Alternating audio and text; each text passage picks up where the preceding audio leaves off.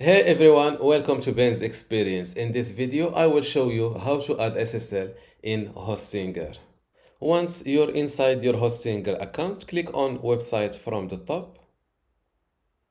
Then click on this dashboard button next to your website.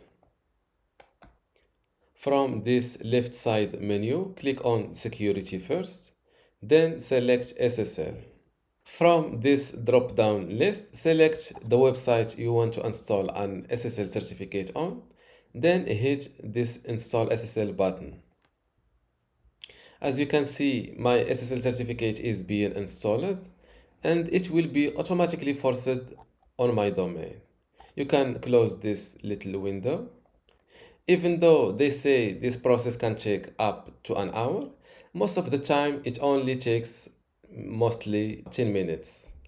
To verify if this SSL installation is completed, just refresh this page and look under status. As you can see, it is active. Let's check it in my browser. As you can see, my website started showing the HTTPS instead of just the HTTP.